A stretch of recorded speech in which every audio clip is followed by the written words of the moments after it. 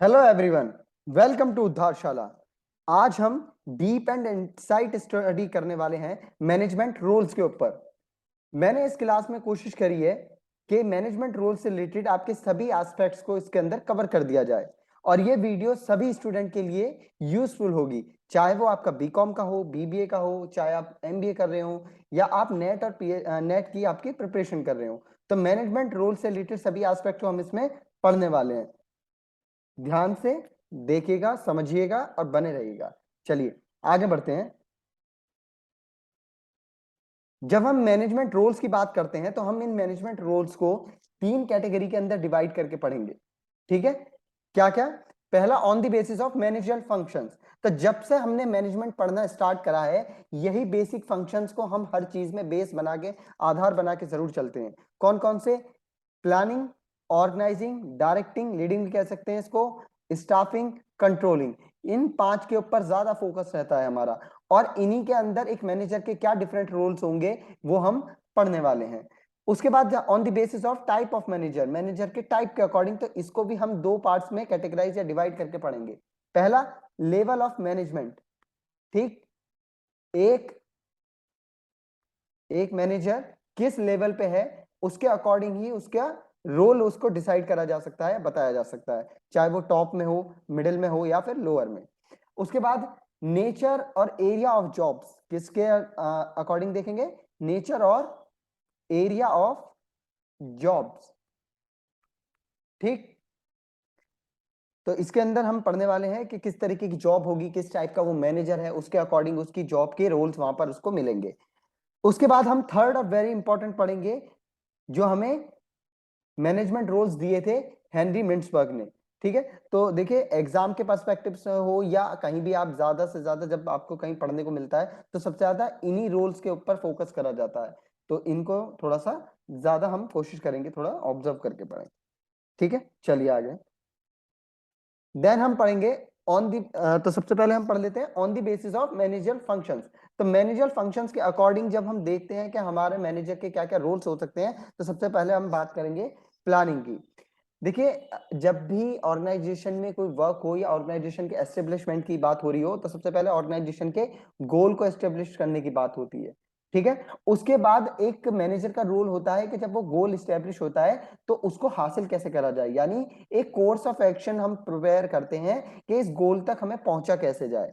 ठीक है, उसे अचीव करने के लिए हम एक कोर्स ऑफ एक्शन, एक ब्लूप्रिंट, एक मेथड, एक प्रोसीजर, ये सब हम स्ट्रेटेजीज प्लान करते हैं। ये एक मैनेजर का काम होता है कि वो ऑर्गेनाइजेशन के सभी फैक्टर्स के ऊपर एक इन डेप्थ नॉलेज रखे, एनालाइज करे और फोकस रखे हर एस्पेक्ट के ऊपर। जिससे क्या होगा, उसे ऑर्गेनाइजेशन में चल रहे हुए करंट अफेयर्स के बारे में पता लगेगा, करंट सिचुएशंस के बारे में पता लगेगा और इन्हीं के बेसिस पे वो अपने विजन और मिशन को बनाएंगे। ठीक है, अपने विजन को हासिल करने का जो रास्ता होता है वो एक मैनेजर की नॉलेज के ऊपर और उसके अपने मैनेजमेंट के अंदर पकड़ के ऊपर होता है। ठीक है, manager usually evaluate internal and external factor. क्या काम करेगा भाई? इंटरनल फैक्टर्स को भी एनालाइज करता है, एक्सटर्नल फैक्टर को अफेक्ट करता है, जो उसके प्लान को एग्जीक्यूट होने में हेल्प करेंगे या हम कह सकते हैं अफेक्ट करते हैं। ठीक है, जैसे कौन कौन से हो सकते हैं हम बात कर लें। जैसे एक्सटर्नल फैक्टर्स की, तो एक मैनेजर की रिस्पॉन्सिबिलिटी को इकोनॉमिक ग्रोथ के ऊपर नजर रखे, ठीक है, कस्टमर के ऊपर नजर रखे, अपने कॉम्पिटिटर के हर एस्पेक्ट के ऊपर नजर रखे। They also establish a realistic timeline. अच्छा, प्लानिंग के अंदर एक मैनेजर का इंपॉर्टेंट रोल एक ये भी होता है कि वो एक जो भी अपना बना रहा है ना गोल या जो भी उसका एक अचीविंग विजन है वो कम से कम रियलिस्टिक जरूर हो। ठीक है, एक तो रियलिस्टिक हो और रियलिस्टिक टाइमलाइन वो प्रिपेयर करके दे अपने लोगों को। भाई हासिल करने का एक रियलिस्टिक, ऐसा नहीं कि मुझे किसी भी एक 10 दिन का काम है, आप कहें कि मुझे किसी भी 2 दिन के अंदर ये चाहिए, तो रियलिस्टिक नहीं है भाई। वो काम 10 दिन के अंदर होगा, उसका प्रोसेस वैसे ही होगा, उसी तरीके से वो फर्दर आगे बढ़ेगा। तो आप प्रेशराइज करके इस चीजों को नहीं करा सकते। एक बेहतर प्लानिंग के लिए एक मैनेजर को रियलिस्टिक टाइमलाइन और रियलिस्टिक विजन या मिशन देना बड़ा बड़ा जरूरी हो जाता है। Second, organising. Manager need to have a comprehensive knowledge of the material. किस चीज की? अपने लोगों की, ऑर्गेनाइजेशन से जुड़ी चीजों की और ऑर्गेनाइजेशन की बजट की एक कॉम्प्रिहेंसिव नॉलेज इसके पास होनी चाहिए। यही डिसाइड कर पाएगा कि डिस्ट्रीब्यूशन किस तरीके से करेगा वो, ठीक है, क्या अवेलेबल है और कितना वो उससे प्रोडक्टिव ले सकता है। दूसरा, अपनी ऑर्गेनाइजेशन में उसकी रेस्पॉन्सिबिलिटी बनती है एक मैनेजर की कि वो रिलेशनशिप क्रिएट करे बेहतर ऑर्गेनाइजेशन के अंदर, ठीक है। नेक्स्ट हम बात करते हैं लीडिंग की। भाई ऑर्गेनाइजेशन में क्या रोल होता है, सबसे ज्यादा इंपॉर्टेंट रोल एक मैनेजर का लीडर के तौर पे भी रिप्रेजेंट करना खुद को होता है। अब एक लीडर का क्या काम होगा, मोटिवेट करना अपने एम्प्लॉयज को, इंस्पायर करना उन्हें, उन्हें विजन और उनके आपके गोल के प्रति उनको इन्फ्लुएंस करना, हमेशा आगे बढ़ाते रहना, इफेक्टिवली आप उनके साथ कम्युनिकेट करें, ठीक है। देखिए जब हम बात कर लेते हैं मोटिवेटिंग की, तो हर एक इंसान का मोटिवेशन फैक्टर अलग अलग होता है, ठीक है। कोई मोटिवेट होता है आप कह लें उसे फाइनेंशियल से, ठीक है। आप किसी फॉर एग्जांपल किसी से आप कह दें कि भाई जितना ज्यादा काम करोगे उसके अकॉर्डिंग हम आपको कमीशन देंगे या बोनस देंगे या वॉट एवर इट इज, तो हम उसको फाइनेंशियली यहाँ पर मोटिवेट करने की कोशिश कर रहे हैं, ठीक है। एक होता है आपका रिवॉर्ड के बेसिस पे, कि आप कोई होता है आपका एम्प्लॉय जो रिवॉर्ड के बेसिस पे ही मोटिवेट होता है कि ऑर्गेनाइजेशन में आप उसको रिवॉर्ड प्रोवाइड कर रहे हैं, उसके लिए इतना ही बहुत है, वो ज्यादा आपसे उम्मीद नहीं रखता, ठीक है। देन रिकॉग्निशन, कोई होता है जो रिकॉग्निशन का भूखा होता है भैया, कि ऑर्गेनाइजेशन में हमारा मैनेजर हमें पहचान दे, हमारे काम को सराहे, या हमारे काम की जो पहचान है वो हम ही को मिले, मतलब कोई हमारा क्रेडिट ना खाए, ठीक है। तो कोई कोई रिकॉग्निशन के लिए बहुत ज्यादा काम करता है, तो हर एक का मोटिवेशन फैक्टर भाई अलग अलग है, एक तरीके से सारे काम नहीं करते। ओके, चलिए आगे बढ़ते हैं। स्टाफिंग, तो स्टाफिंग की जब बात करते हैं तो एक मैनेजर का रोल होता है कि प्रॉपर तरीके से मैन पावर को प्लान करे। अब मैन पावर प्लानिंग का मतलब क्या होता है, right person at the right place, ठीक है, right person at right place and obviously at right time. सही समय पे सही जगह पे सही आदमी का होना बहुत जरूरी है, तभी आप ऑर्गेनाइजेशन की प्रोडक्टिविटी बढ़ा पाते हैं। ओके, अब ये तो हम ठीक है भाई, हमने डिसाइड कर लिया कि एक प्रॉपर मैन पावर की प्लानिंग कर ली है, वो सब कुछ ऑब्जर्व कर रहा है, उसका काम हम ये जानते हैं कि रिक्रूटिंग और सिलेक्टिंग करना भी होता है अपने एम्प्लॉयज को, बट यहाँ उसका काम खत्म नहीं हो जाता। ओके, उसका फोकस होना चाहिए उनके फर्दर डेवलपमेंट पे भी और उसकी ट्रेनिंग पे भी, रेगुलर बेसिस पे उनको ट्रेनिंग प्रोवाइड करें ताकि वो नई टेक्नोलॉजी से नए नए एस्पेक्ट से वो मॉडिफाइड हो, खुद को अपनी नॉलेज को एनहेंस करें और वो डेवलप हो ओवरऑल। ओके, नेक्स्ट हम बढ़ते हैं कंट्रोलिंग पे। देखिए हम सबके माइंड में हमेशा से कंट्रोलिंग को लेकर एक गलत धारणा ये रही है, या हमें बताया जाता है कि कंट्रोलिंग क्या होता है कि to control with your power, अपने पावर से आप किसी को इन्फ्लुएंस करते हैं या कंट्रोल करने हैं। बट जब हम मैनेजमेंट के पर्सपेक्टिव से बात करते हैं तो ये कंट्रोलिंग का मतलब होता है कि आप फीडबैक जनरेट करें, ठीक है, और इस फीडबैक को एनालाइज करें, एनालाइज करने के बाद जो भी डिफरेंट आपको लगता है उसमें कमियां हैं उसको आप क्या कर दें, एलिमिनेट कर दें, और आपको लगता है कि आपका वो प्रोसेस सही था, वो आपका मेथड सही था, तो आपको उसे रीअप्लाई भी कर सकते हैं अगर वो सिचुएशन कहती है तो, नहीं तो आप दोबारा से आप एक प्लान फर्दर उसको बनाएंगे, ठीक है। तो क्या काम होता है, respond to the feedback, analyse करते हैं सभी तरीके के आउटकम्स के ऊपर जो प्लान को एडजस्टमेंट्स प्रोवाइड करने का काम करते हैं, उसको आगे बढ़ाने का काम करते हैं। मैनेजर का ये कंट्रोल होता है या मैनेजर का ही ये रेस्पॉन्सिबिलिटी होती है, वो सभी एस्पेक्ट को कंट्रोल करें, whether it is related to the operations, चाहे वो उसकी एम्प्लॉय की परफॉर्मेंस से रिलेटेड हो, पॉलिसीज से हो, कौन सा काम किसको देना है, टास्क डेलीगेशन, और मार्केटिंग से रिलेटेड हो। तो कंट्रोलिंग हर एस्पेक्ट को कंट्रोल करने की कोशिश करता है, वो देखता है कि जहां भी प्रॉब्लम हो वो उस प्रॉब्लमेटिक एरिया को एलिमिनेट कर दे। ओके, आई होप अभी तक सब क्लियर हो, कोई प्रॉब्लम नहीं होगी किसी को। चलिए आगे बढ़ते हैं, फिर हम बात करते हैं on the basis of type of manager. तो जब हम टाइप ऑफ मैनेजर की बात कर रहे होते हैं तो हम इसमें देखते हैं कि डिफरेंट टाइप के मैनेजर्स हमारे पास होते हैं। टॉप लेवल मैनेजमेंट, ठीक है, middle level management and lower level management.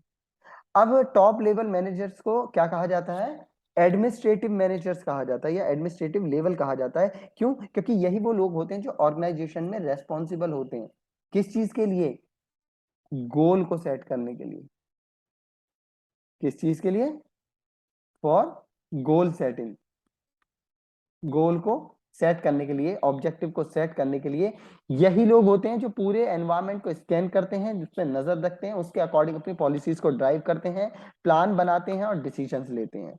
इसमें हमारे आप कह लीजिए कि चेयरमैन हो गए, सीईओ हो गए, एमडी हो गए, इस टाइप के लोग इसके अंदर इंक्लूड हो जाते हैं। देन हम बात कर लेते हैं मिडिल लेवल मैनेजमेंट की। इसको कहते हैं एग्जीक्यूटिव लेवल। ये वो लोग होते हैं जो हु रन्स द शो, जो ऑर्गेनाइजेशन को चलाते हैं, जो ऑर्गेनाइजेशन का काम करते हैं, जो इन दोनों के बीच में एक ब्रिज बनाने का काम करते हैं, यानी लोअर लेवल और आपके टॉप लेवल के बीच में क्या काम करते हैं, एक ब्रिज बनाने का काम करते हैं, एक कम्युनिकेशन गैप इनके बीच में खत्म करने का काम करते हैं और दोनों ही तरफ से ऑर्गेनाइजेशन में काम को परफॉर्म करवाते हैं। ये सभी डिपार्टमेंट्स को हैंडल करते हैं, ये डेवलप करते हैं और इंप्लीमेंट करते हैं सभी एक्टिविटीज को। एलोकेट करना यानी रिसोर्सेज को हर एक तक पहुंचाना, एलोकेट करना, उनको डिलीवर देखना, ये सब भी इनकी जिम्मेदारी होती है। इन्हें फर्स्ट लाइन मैनेजर्स यानी जो हमारे लोअर लेवल मैनेजर्स होते हैं, इनको भी देखना, इनको ऑब्जर्व करना इनकी रेस्पॉन्सिबिलिटी के अंदर आता है। फिर हम बात करते हैं कि लोअर लेवल मैनेजमेंट के अंदर क्या क्या रोल्स होते हैं हमारे मैनेजर्स के और ये कौन होते हैं। देखिए, जब हम लोअर लेवल मैनेजमेंट की या मैनेजर्स की बात करते हैं, एक जो मिसकंसेप्शन है इसको लेकर, या आप कहते हैं कि गलत आपके अंदर एक कॉन्सेप्ट बैठा हुआ है कि लेबर इसके अंदर आती है। बहुत सारे बच्चे क्या कहते हैं मुझसे कि सर लेबर इसी के अंदर, लोअर के अंदर इंक्लूड होती है, बट ऐसा नहीं होता है। लेबर कभी भी आपकी लोअर लेवल मैनेजमेंट के अंदर नहीं आती, क्योंकि ये मैनेजमेंट का पार्ट होता ही नहीं है।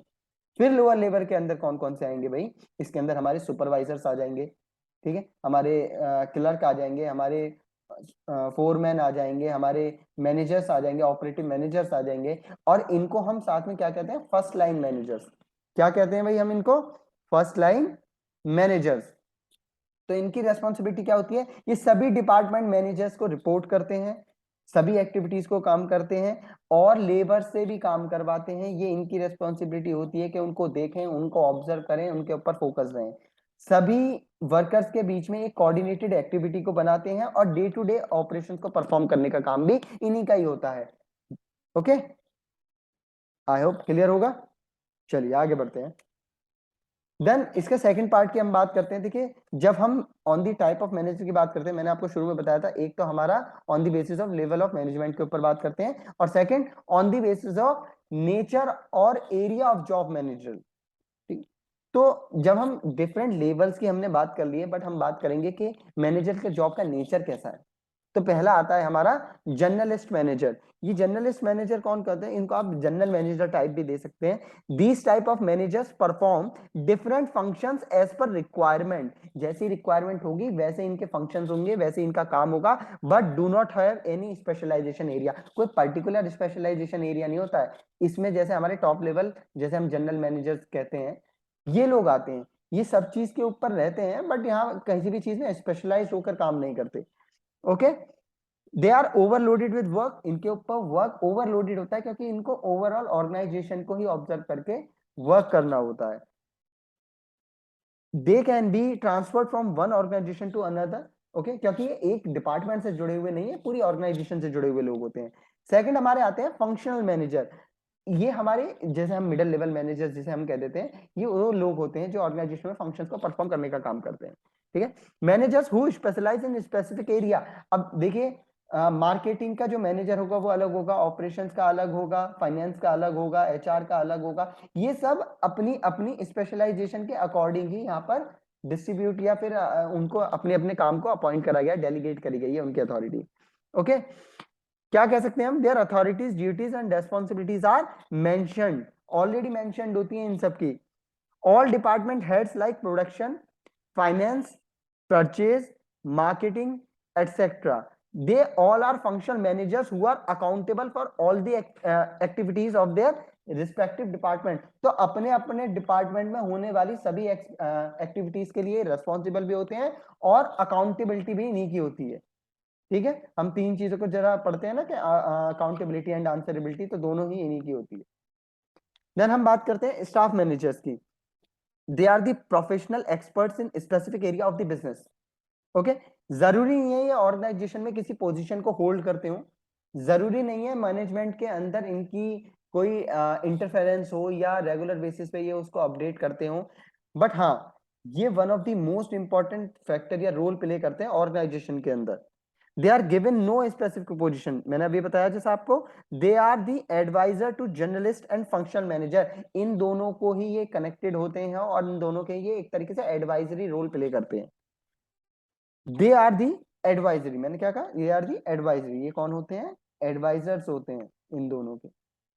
कौन कौन से हो सकते हैं स्टाफ के अंदर, जैसे फॉर हमारे एग्जांपल हम बात कर लें, सीए हो गए, ठीक है, सीएस हो गया हमारा, या लीगल पर्सन जो भी होता है ऑर्गेनाइजेशन के अंदर, वो इसी के अंदर आते हैं। ओके, चलिए, आई होप अब ये अभी तक का हमने जो भी पढ़ा आप लोगों को क्लियर होगा। चलिए आगे बढ़ते हैं, वेरी गुड। अब बात करते हैं जो हमने one of the most important role की हम बात कर रहे हैं, जो सबसे ज्यादा हमें देखने को मिलता है और एग्जामिनेशन में भी इन्हीं के ऊपर क्वेश्चन सबसे ज्यादा पूछे जाते हैं। तो चलिए हम बात कर लेते हैं 10 मैनेजमेंट रूल्स, जो हमें किसने दिए हैं, हेनरी मिंट्सबर्ग ने। तो हेनरी मिंट्सबर्ग ने 10 मैनेजमेंट रूल्स दिए हैं, किसके अंदर, अपनी उन्होंने एक बुक लिखी थी, मिंट्सबर्ग ऑन मैनेजमेंट।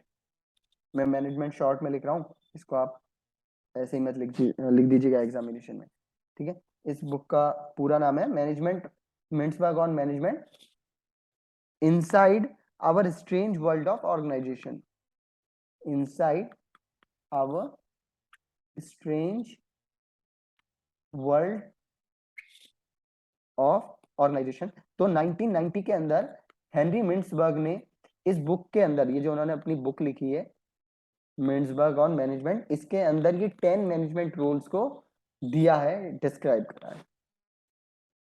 चलिए, तो ये 10 हमारे कौन कौन से हैं, आपके स्क्रीन पे आपको देखने को मिल रहे हैं, figure head, leader, liaison, monitor, disseminator, spoke person, entrepreneur, disturbance handler, resource allocator and last one is negotiator. चलिए आगे बढ़ते हैं। हेनरी मिंट्सबर्ग ने जब इनको डिस्क्राइब करा तो इन्हें 3 पार्ट्स के अंदर कैटेगराइज करा। कौन कौन से 3 पार्ट्स थे, इंटरपर्सनल रोल्स, इन रोल्स को आप क्या कह सकते हैं, प्रोवाइड इंफॉर्मेशन, क्या काम करते थे भाई, ये इंफॉर्मेशन प्रोवाइड करने का काम। इंटरपर्सनल, नाम आपको खुद ही सजेस्ट करता है, ठीक है, ये रिलेशनशिप बेस्ड है, खासकर देखा जा रहा है कि आप किस तरीके से ऑर्गेनाइजेशन में जुड़ रहे हैं, तो उस टाइप के रोल्स आपको देखने के इसके अंदर मिले, figure head, leader and licence. आगे इन्हें डिटेल में अभी हम पढ़ेंगे।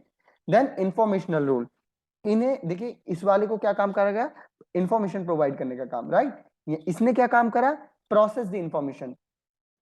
ये वाले रोल्स मैनेजर क्या काम करते हैं इसमें, उसी इंफॉर्मेशन को प्रोसेस करने का काम करते हैं। इसमें हमारा मॉनिटर, डिसेमिनेटर और हमारा स्पोक पर्सन आ जाता है। देन हमारे डिसीजनल रोल्स आते हैं। डिसीजनल रोल्स कौन कौन से होते हैं, जो इसी इंफॉर्मेशन का फिर इस्तेमाल करते हैं, यूज द इंफॉर्मेशन। तो इसके अंदर हमारे एंटरप्रेन्योर है, डिस्टर्बेंस हैंडलर है, रिसोर्स एलोकेटर है, नेगोशिएटर है। देखिए, इन सभी के बेसिस पे आप तभी इनको यूज कर पाएंगे, जब तक आप इंफॉर्मेशन आपके पास होगी नहीं, जब तक आप उसको प्रोसेस नहीं कर लेंगे, अपने अकॉर्डिंग नहीं देख लेंगे, छाट नहीं देंगे, जिसको हम कहेंगे फिल्टर नहीं कर लेंगे, तब तक आप उसको कभी भी यूज नहीं कर सकते। चलिए आगे बढ़ते हैं। सबसे पहले बात करते हैं इंटरपर्सनल मैनेजमेंट रोल्स की। तो जब हम इंटरपर्सनल मैनेजमेंट रोल की बात करते हैं, मैंने आपको बताया था क्या करते हैं, ये इंफॉर्मेशन प्रोवाइड करने का काम करते हैं। फर्दर इसके अंदर उन्होंने 3 को डिवाइड करा, जो शुरू में 10 रोल्स हमने बात करी, उनमें से 3 सबसे पहले इंटरपर्सनल के अंदर रखे गए। तो first one is figure head. Figure head आपको नाम से देखने को मिलता है कि हमें यहाँ पर अपने मैनेजर को एज अ रोल मॉडल के तौर पर खुद को रिप्रेजेंट करना पड़ता है। तो बेहतर है, इसके लिए सबसे बेहतर जो नाम हम कह सकते हैं वो क्या होगा, रोल मॉडल। अपने रोल मॉडल के तौर पे अपने आप को रिप्रेजेंट करता है अपनी ऑर्गेनाइजेशन के अंदर। यहाँ पर सोशलाइज्ड होना उसका एक सबसे बड़ा प्लस पॉइंट होता है। एक मैनेजर देखिए जितना ज्यादा सोशलाइज्ड होगा, जितनी डिफरेंट ऑर्गेनाइजेशन में उसकी कनेक्टिविटी होगी, जितनी जगह वो कॉन्फ्रेंसिस पे जाएगा, जितने लोगों से मिलेगा, जितनी आप कहने सेमिनार्स और ओपाइंस वगैरह अटेंड करेगा, उतना उसका सोशल सर्कमपेयर या आप कह सकते हैं सोशल एस्पेक्ट उसका बढ़ जाता है। ये आपके बिजनेस डेवलपमेंट के लिए बहुत अच्छा होता है, इसीलिए फिगर हेड रोल को बहुत ही इंपॉर्टेंट तौर पर देखा जाता है। इसे क्या देखते हैं, इस टाइप के मैनेजर्स का जो यहाँ पर रोल होता है, ये सोर्स ऑफ इंस्पिरेशन के तौर पे काम करता है। बाकी लोगों के लिए इंस्पायरेशन होता है, भाई कैसे हाथ मिला रहे हैं, कैसे देख रहे हैं, बॉडी लैंग्वेज कैसी है हमारे मैनेजर की, बिहेवियर कैसा है, सॉफ्ट स्पोकन है, मोटिवेटेड है, सेल्फ इनिशिएटिव है। तो ये सब एस्पेक्ट आप किसी में देखते हैं, तब उस पर इंस्पायर होते हैं और तब कोशिश करते हैं आप खुद उसको अडेप्ट करके अपने आप को मोटिवेट रखने के, आगे बढ़ने के लिए। ठीक है, तो पीपल हमेशा देखते हैं ऐसे टाइप के पर्सन्स को और इन्हीं से अथॉरिटी लेना पसंद करते हैं, इसलिए इन्हें क्या कहते हैं, फिगर हेड। Second, leader. भाई लीडर का तो काम ही मोटिवेट से शुरू होता है। वो लीडर ही नहीं जो अपने सबऑर्डिनेट्स को, अपने एम्प्लॉयज को मोटिवेट कर पाए, अपने जो लोगों को उनके साथ अपने से जोड़ के रखे। ठीक है, भाई आप देखेंगे कि जैसे पॉलिटिकल्स हमारे लोग होते हैं, भले ही आप उन्हें पसंद ना करें या कोई और उन्हें पसंद ना करे, बट उनके जो लोग होते हैं, जो उनके सोशल सर्कल होता है, बड़ा स्ट्रांग होता है। वो किसी भी पार्टी में जाएंगे, वोट उन्हीं को जाएगा। ठीक है, वहां पे पार्टी से मतलब नहीं रह जाता। तो यहाँ पर लीडर का काम अपनी टीम को हमेशा मोटिवेटेड रखना होता है, नॉलेज उनको डेटा प्रोवाइड करना होता है, इंफॉर्मेशन से अपडेटेड रखना होता है, उनकी परफॉर्मेंस को और अपनी रेस्पॉन्सिबिलिटीज को हर एक को डिलीवर करने का ये काम लीडर का होता है और बेहतरीन तरीके से वो उसको प्रोसेस भी करता है। Third one is liaison. Liaison role कौन सा होता है? लाइसन एक कनेक्टेड ब्रिज के तौर पे आप कह सकते हैं। एक मैनेजर का रोल क्या होता है? एक कनेक्शन प्रोवाइड करना अपनी organization, within organization and external जितने भी आपके लोग हैं, एक्सटर्नल फैक्टर्स हैं जो आपकी ऑर्गेनाइजेशन को इफेक्ट करते हैं, उनके साथ भी एक ब्रिज बनाने का काम करता है। तो क्या काम करता है इसका? एक रोल होता है ब्रिज जैसा। ये क्या करते हैं? इससे कनेक्टिविटी बनाते हैं। ओके, एक मैनेजर का क्या है? कनेक्टिविटी बनाने का काम होता है ऑर्गेनाइजेशन के अंदर। ये कम्युनिकेट करता है internal as well as external, आपके जो कॉन्टेक्ट होते हैं। अब ये इंटरनल हो गए, आप हो गए, जैसे आपके एम्प्लॉयज हो गए, लेबर हो गया, ये सभी वर्कर्स हो गए, है ना, मैनेजमेंट हो गया। बट एक्सटर्नल कौन कौन से हो गए? हमारी गवर्नमेंट से भी डायरेक्ट नहीं कह सकते, बट हाँ कहीं ना कहीं ये कोशिश करते हैं कि कनेक्टिविटी बना के रखें। कॉम्पिटिटर्स हो गए, सप्लायर्स हो गए, ट्रांसपोर्टर्स हो गए, ये सभी के साथ एक नेटवर्क बना के काम करते हैं ऑर्गेनाइजेशन में। आई होप अभी तक सभी को समझ में आ रहा होगा और कोई दिक्कत नहीं होगी। चलिए आगे बढ़ते हैं। नेक्स्ट हमारा होता है इंफॉर्मेशनल रोल। ये इंफॉर्मेशनल रोल, जैसे हमने पहले वाले में बताया, उस इंफॉर्मेशन को प्रोवाइड करने का काम करता है और इसमें प्रोसेस करने का काम करा जाता है। तो एक सबसे पहला रोल आता है आपका मॉनिटर का। देखिए, जब आप क्लास में होते थे, जब आप पढ़े थे, तो क्लास में आपको मॉनिटर बना दिया जाता था। तो टीचर जब भी आपके बेसिस पे छोड़ के जाता था ना, जब कोशिश करता था टीचर के आपको क्लास के अंदर मेंटेन करने के लिए छोड़ जाए, तो आपके ऊपर वो रेस्पॉन्सिबिलिटी दे जाता था उस क्लास की। ठीक है, अब उस क्लास की जब रेस्पॉन्सिबिलिटी डिलीवर कर दी गई, तो आप सिर्फ इतना देखते थे कि ऑर्गेनाइजेशन में या आपकी क्लास के अंदर कौन डिस्टरबेंस कौन कौन क्रिएट कर रहा है। ठीक है, आप फिर उसके सिर्फ नाम नोट करते थे। आपके पास कोई एक्शन लेने की पावर नहीं होती थी ऑर्गेनाइजेशन के अंदर। आप कुछ चेंज नहीं कर सकते ऑर्गेनाइजेशन के अंदर। आप सिर्फ मॉनिटर करते हैं, सभी इंफॉर्मेशन को गैदर करते हैं, देखते हैं और उसको गैदर करते हैं। आप कुछ नहीं कर रहे हैं यहाँ पर, आप ऑर्गेनाइजेशन को ऑर्गेनाइजेशन की इंफॉर्मेशन को गैदर कर रहे हैं। एक मॉनिटर प्रोडक्टिविटी और वेलबींग दोनों ही एस्पेक्ट के अंदर ऑर्गेनाइजेशन के लिए बहुत हेल्पफुल होता है, क्योंकि सभी इंफॉर्मेशन को वो गैदर करता है। Okay, next disseminator. ये डिसेमिनेटर वो पर्सन होता है where you communicate potentially useful information. अब एक मैनेजर का रोल क्या काम करा? यहाँ पर उसने सारी इंफॉर्मेशन को गैदर कर लिया, दैट्स गुड। अब उस इंफॉर्मेशन का करा क्या जाएगा? उसको एनालाइज करा जाएगा, देन फिल्टर करेंगे। फिल्टर करने के बाद, फिल्टर का मतलब क्या होता है कि देखते हैं कि क्या इंफॉर्मेशन आपकी यूज की है। अननेसेसरी इंफॉर्मेशन का आपको मतलब नहीं है, ऑर्गेनाइजेशन में चल रही गॉसिप से आपको मतलब नहीं है। आपको मतलब है उन चीजों से कि जो आपकी ऑर्गेनाइजेशन की प्रोडक्टिविटी को अफेक्ट कर सकते हैं, ताकि आप उन्हें एलिमिनेट कर सकें या जो भी आप उसमें चेंजेस लाना चाहें। तो यहाँ पर आप फिल्टर करते हैं, आप देखते हैं कि क्या एक मैनेजर इस रोल को प्ले करता है। वो देखता है कि क्या इंफॉर्मेशन जरूरी है आपके ऑर्गेनाइजेशन के लिए, और जो इंफॉर्मेशन जिस डिपार्टमेंट के लिए, जिस पर्सन के लिए जरूरी है, ये उसको वहां ट्रांसफर कर देता है। भाई अपने पास उस इंफॉर्मेशन को रख के क्या करेगा, है ना, आगे फर्दर करेगा, ताकि जो भी, जिस एंड पे भी प्रॉब्लम है या प्रॉब्लम नहीं भी है, जहां पर भी डेवलपमेंट के चांसेस हैं, वो उसको इंफॉर्मेशन को यूज करके आगे बढ़ सके। Third, spoke person. हर पार्टी का एक स्पोक पर्सन होता है भाई, है ना, हिंदी में प्रवक्ता कहते हैं आप उसको। अब ये प्रवक्ता क्या करता है? ये जो भी बोलता है ये आधिकारिक बयान हो जाता है। स्टेटमेंट हो जाता है ऑफिशियल आपके ऑर्गेनाइजेशन के तरफ से। तो इसकी खुद की कुछ आप ये नहीं कह सकते कि ये कुछ गलत बोल के और उसका बेस ले जाए, ठीक है। ये हर चीज को जो भी बोलेगा ऑर्गेनाइजेशन के पर्सपेक्टिव से बोलेगा, ऑर्गेनाइजेशन के बिहाफ पे बोलेगा, और इसकी रेस्पॉन्सिबिलिटी बनेगी कि सही इंफॉर्मेशन को ट्रांसफर करे। अब ये इंटरनल भी और एक्सटर्नल भी सभी लोगों को जो आंसरेबिलिटी बनती है एक ऑर्गेनाइजेशन के प्रति, जो भी स्टेटमेंट कोई ऑर्गेनाइजेशन देना चाहेगी, जो भी इंफॉर्मेशन अपने कस्टमर को, शेयर होल्डर को, स्टेक होल्डर्स को देना चाहेगी, वो अपने स्पोक पर्सन के थ्रू दे पाएगी। तो ट्रांसमिट करने का इंफॉर्मेशन की रेस्पॉन्सिबिलिटी किसकी बनती है भाई? इसी की बनती है।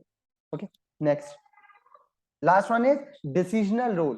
तो पहले वाले में क्या काम करा? सारी इंफॉर्मेशन गैदर कर ली, ठीक है। गैदर करने के बाद क्या करा? प्रोसेस करा उस इंफॉर्मेशन को। अब क्या करेंगे? इस्तेमाल करेंगे। रख के क्या करोगे? इस इंफॉर्मेशन को, है ना, यूज करोगे।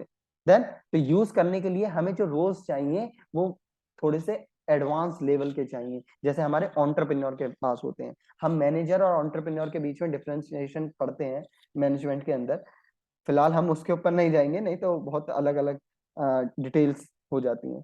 पहले हम बात कर लेते हैं कि एंटरप्रेन्योर का रोल क्या होता है। देखिए, एंटरप्रेन्योर का रोल होता है थोड़ा सा क्रिएटिव होना, थोड़ा एडवांस्ड होना, अपडेटेड होना, निश मार्केट को कैप्चर करने की कोशिश करता है हमेशा एक एंटरप्रेन्योर। निश मार्केट कौन सा होता है? निश मार्केट होता है जिसमें पोटेंशियल सबसे ज्यादा हो आपकी मोनोपोली क्रिएट करने के लिए। आपके पास चांस बहुत है, आपके पास स्कोप बहुत है कि अपनी मोनोपोली वहां पे क्रिएट कर लें, और ऐसा मार्केट जहां अभी तक आपके कॉम्पिटिटर्स या और किसी ने कदम नहीं रखा है, तो आपके पास पूरा फील्ड है ना, to cut off the grass. बढ़िया बढ़िया घास अपने लिए काट लो ताकि बाकियों के लिए कुछ बचे ही ना। जितना ज्यादा से ज्यादा कैप्चर करोगे आपकी ऑर्गेनाइजेशन उतना ज्यादा कल्टीवेटेड होके प्रोडक्टिविटी बढ़ाएगी भाई। तो एक मैनेजर क्या करता है? क्रिएट करता है, कंट्रोल करता है चेंजेस ऑर्गेनाइजेशन के अंदर, सभी प्रॉब्लम्स को सॉल्व करता है, नए आइडियाज को, नए मेथड्स को जनरेट करने का काम करता है, क्रिएट करता है सभी तरीके की प्रॉब्लम, सॉरी, सभी तरीके के इश्यूज को, या आप कह सकते हैं ऑर्गेनाइजेशन में होने वाले सभी फैक्टर्स को ये क्रिएट करता है, एक बेहतर प्लेटफॉर्म बना के देता है अपने लोगों के लिए। ओके, तो हमने कहा ना न्यू आइडियाज को जनरेट करने का काम करता है और फिर उसको इंप्लीमेंट करता है। तो ये आइडियाज कैसे जनरेट होंगे? अपना आप नहीं हो जाएंगे ना, ये आइडियाज जनरेट होंगे उसी जो हमने पहली वाली इंफॉर्मेशन की बात करी थी, इंटरपर्सनल मैनेजमेंट रोल्स के अंदर हम क्या कह रहे थे? हम इन सभी आइडियाज को, इंफॉर्मेशन को गैदर करने की बात कर रहे थे, ठीक है। देन प्रोसेस करके, अब वो जब ये सभी इंफॉर्मेशन गैदर होके प्रोसेस होके आप तक आई है, तभी आप अपनी ऑर्गेनाइजेशन के विजन के अकॉर्डिंग ही आइडियाज को जनरेट कर पाएंगे और उनको इंप्लीमेंट कर पाएंगे, right. Second, disturbance handler. Disturbance handler कौन होते हैं? ये वो मैनेजमेंट का इंपॉर्टेंट रोल होता है कि ऑर्गेनाइजेशन में आने वाले कोई भी नॉइज को, नॉइज क्या हुआ? कम्युनिकेशन के अंदर हम पढ़ते हैं ना नॉइज, तो नॉइज क्या हुआ? कोई भी अनरिलेवेंट और अननेसेसरी अनएक्सपेक्टेड डिस्टरबेंस जो आप नहीं चाहिए आपके ऑर्गेनाइजेशन के अंदर, चाहे वो क्योस हो जाए कोई, चाहे मैनेजमेंट और आप कह दीजिए आपके लेबर्स या वर्कर्स के बीच में एक म्यूचुअल अंडरस्टैंडिंग ना बन के दे रही हो, ऑर्गेनाइजेशन में डिस्टरबेंस की बहुत ज्यादा रेज हो गया हो, बहुत ज्यादा डिस्टरबेंस बढ़ गया हो, और एक रोड ब्लॉक की तरह काम कर रहा हो। रोड ब्लॉक कब हो जाती है? रोड ब्लॉक होने से आप कोई भी काम नहीं कर पाते, आगे नहीं बढ़ पाते। तो ऑर्गेनाइजेशन में अगर रोड ब्लॉक की सिचुएशन आ जाती है तो आप असहाय हो जाते हैं, आप प्रोडक्टिविटी भी ठप पड़ जाएगी आपकी, आपका डेवलपमेंट भी कम पड़ जाएगा, मार्केट में नेगेटिव इन्फॉर्मेशन भी फैल जाएंगी, रूमर्स भी फैल जाएंगे। ये एक शॉर्ट टर्म रोड ब्लॉक के तौर पर काम नहीं करता, ये लॉन्ग टर्म नुकसान कर देता है। तो रेगुलर बेसिस पे शॉर्टली जितना जल्दी वो उस नॉइस को, इस डिस्टरबेंस को हटा लेगा एक मैनेजर, उतना ही बेहतर वो अपनी ऑर्गेनाइजेशन के लिए काम कर पाएगा। Third, resource allocator. ये कौन होते हैं? इसकी रेस्पॉन्सिबिलिटी होती है, एक मैनेजर की क्या रेस्पॉन्सिबिलिटी होती है? हमने बात करा था, right person at the right place at the right time. इसी तरीके से डिफरेंट भाई मैनेजर जो लोग हैं वो भी तो रिसोर्सेज है ना, ह्यूमन रिसोर्स कहते हैं आप उसको, पर्सनल कहते हैं आप उसको।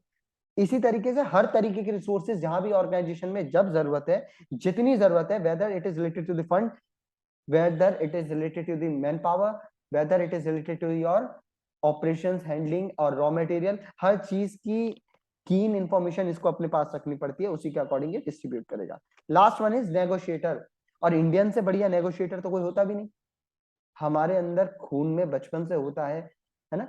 बचपन से ही माँ बाप आपको वो बार्गेनिंग लेवल पे आपको लेके चलते हैं, एक कॉन्सेप्ट पे लेके चलते हैं, बेटा अगर आप 90% लेके आए तो हम ये दिलवा देंगे, अगर आप फेल हो गए तो हम ये कर देंगे। तो चाहे नेगेटिव हो या पॉजिटिव हो, नेगोशिएशन तो आपके साथ हमेशा होती है, और बीच में कहीं ना कहीं एक डील बनी जाती है पेरेंट्स के साथ। यही रोल एक मैनेजर प्ले करता है, इंटरनली भी और एक्सटर्नली भी। भाई आपके कॉम्पिटिटर्स हो गए, आपके सप्लायर्स हो गए, आपके ट्रांसपोर्टर्स हो गए, इन सबके साथ एक बेस, एक बीच का एक रास्ता, एक हमको लेके चलना पड़ता है, ताकि हमारी भी सभी रिक्वायरमेंट्स फुलफिल हों और वो भी हमसे बात बात पे नाराज ना हो जाए। ओके, यही काम वो मैनेजमेंट और अपने लेबर के बीच में भी करता है, वर्कर्स के बीच में भी करता है। भाई फॉर एग्जांपल हड़ताल हो गई, अब क्या करें? आप क्या कर सकते हैं? आप उसमें कुछ नहीं कर सकते, तो आपका रोल क्या होगा? उस हड़ताल को जल्दी से जल्दी खत्म करवाने का होगा। तो मैनेजमेंट की जो लेबर की जो रिक्वायरमेंट होगी वो मैनेजमेंट तक पहुंचाएंगे, और एक बीच का नेगोशिएशन, दोनों के बीच में एक नेगोशिएटर का रोल प्ले करेंगे, ताकि आपकी ऑर्गेनाइजेशन में ये जो क्योस क्रिएट हुआ है ये जल्दी से खत्म हो जाए और आप अपने डे टू डे ऑपरेशंस को फ्लुएंटली कर पाए। चलिए, अब कुछ इंपॉर्टेंट क्वेश्चंस को देख लेते हैं जो आपके एग्जामिनेशंस में आपको जरूर देखने को मिलते हैं। फर्स्ट हम बात करते हैं, who give the management roles. तो किसने दिए थे भाई मैनेजमेंट रोल्स? जल्दी बताइए। ये थे Henry Mintzberg. What is the name of Mintzberg book he gave in management role? अच्छा, आप याद रखिएगा कि स्पेलिंग और हर इन छोटी छोटी चीजों पर जरूर ऑब्जर्व करके रखिएगा। मान लीजिए आपसे 4 ऑप्शन दिए, हेनरी की जगह हॉवेल कर दिया, है ना, कुछ भी कर सकते हैं, वो मिंट्सबर्ग की जगह मिंट्स कर सकते हैं, तो आप ये इस बात का जरूर ध्यान दीजिएगा। नेक्स्ट हम बात कर लेते हैं कि कौन सी बुक में उन्होंने ये मैनेजमेंट रूल्स दिए थे। तो वो बुक का नाम था आपका Mintzberg on management. Mintzberg on management, पूरा नाम क्या है इसका? Inside our strange world of organization. कितने रोल दिए थे उन्होंने? How many roles? 10 रोल दिए थे, और इन 10 रोल को कितनों में कैटेगराइज करा था? लास्ट क्वेश्चन जो हम बात कर रहे हैं, हाँ भाई, 3 में। ठीक है, तो पहला इंटरपर्सनल, दूसरा आपका इंफॉर्मेशनल, और आपका last one is decisional. I hope clear होगा आपको, कोई इश्यू नहीं होगा। That's all for today. Thank you everyone.